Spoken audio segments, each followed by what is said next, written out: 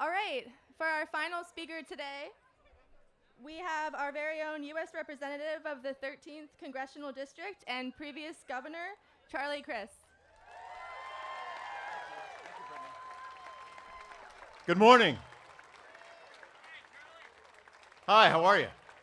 I want to thank Brittany for organizing this. It is amazing. Look at this great turnout. My God, it's fantastic to see you all. Pardon my back. Gee whiz, it's great. So, this tells you the power of passion and why the energy that we have and that Brittany has is so important. And we understand that science matters, and it matters a lot. And I am honored to be able to be with you, and I wanted to read a few things to you if you'll bear with me for a moment. I'm honored to represent you in Washington, and these are interesting times in our nation's capital. That's to put it lightly. It's kind of weird, but we have a lot to be proud of here. This county, Pinellas County, is special. We are literally a peninsula on the peninsula of Florida. We and I understand that climate change is real, that science tells us that that's a fact, and we need to pay attention to science. So my father is a physician. My sister is a doctor. I understand science, and I appreciate it. And I know that every single day, science is making a difference in our lives. And those who deny that science exists do so at their own peril, but also at ours. And so that's why it's important for us to be active, to be out there, to speak up, to speak out, to make a difference, like the dog. Yeah, right on cue. But we're blessed here. We are. We truly are. I mean, just down the road, we have USF College of Marine Science, Florida Institute, go Bulls, Florida Institute of Oceanography, the U.S. Geological Survey, and Johns Hopkins All Children's Hospital. Those are all science-based, all of them. The work that all of those organizations do, and many others, frankly, impact our lives, our health, our welfare, and our future. When I think of science and when I think of technology, I think about the future, and I think about hope. Hope is important to have. Science is important to acknowledge, and the future is important to be prepared for. And that's what this is all about today. It's about being active, being engaged, being involved, and making a difference. We have an administration in Washington that doesn't fully embrace what we talk about here today, and that's a shame. So we must talk, and we must be heard about what matters to us and what's important to us. And let me share with you something that I experienced not long ago. And I imagine a lot of the people who were there that day are here again today. I went to the inauguration in Washington back on January 20th, just out of respect. Well, look, I was a Republican before, and I respected Obama, so it's in my blood to be respectful and try to be decent. But the point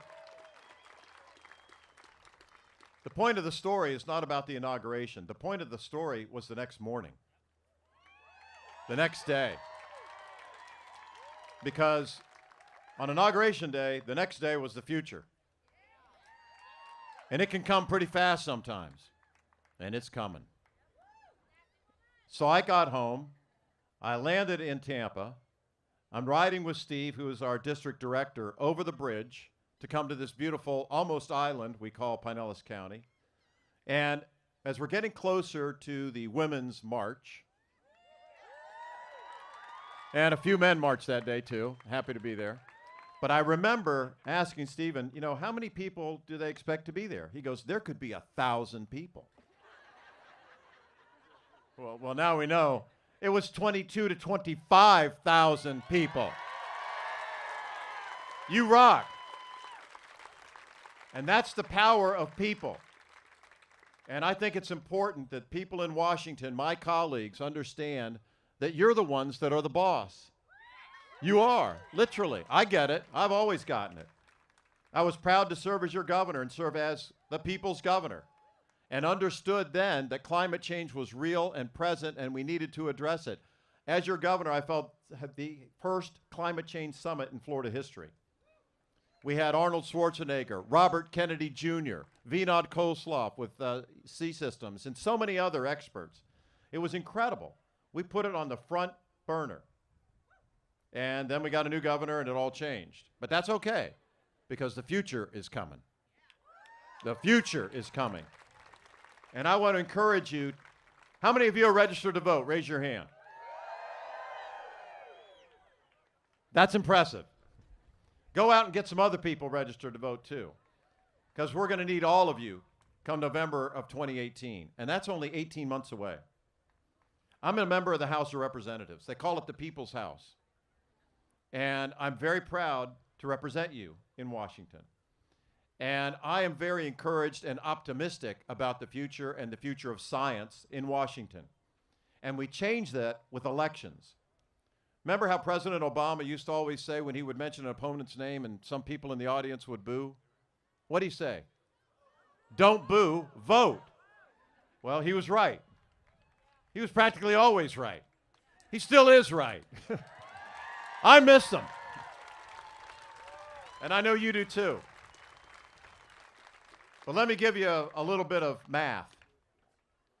We are, if you're a Democrat, and I am, I am, and I am proud to be one. And I will tell you that the Democrats in Washington in the House of Representatives are 24 seats behind the Republicans. That's 24 seats out of 435. It's not that much. It's not that much. And if we get the kind of 22 to 25,000 turnout for the Women's March on Election Day, November of 18, it's going to flip. It's going to change. That's the future. And then the issues that we're talking about here today, climate change, rising sea levels, saltwater intrusion, the kind of things that we care about and are concerned about are going to be front and center again. Because here's the truth. Even if they keep the Senate and if they keep the White House for 3.5 more years, if they don't have the House of Representatives, nothing gets to his desk. It stops it all that day. So be encouraged, be inspired, be optimistic, because the future is coming, and it's you, and it's you, and it's you. And I can't thank you enough for your energy, your enthusiasm, and letting me come by and say hello. It's an honor and a privilege to be with you once again. God bless you, and God bless Florida. Thank you.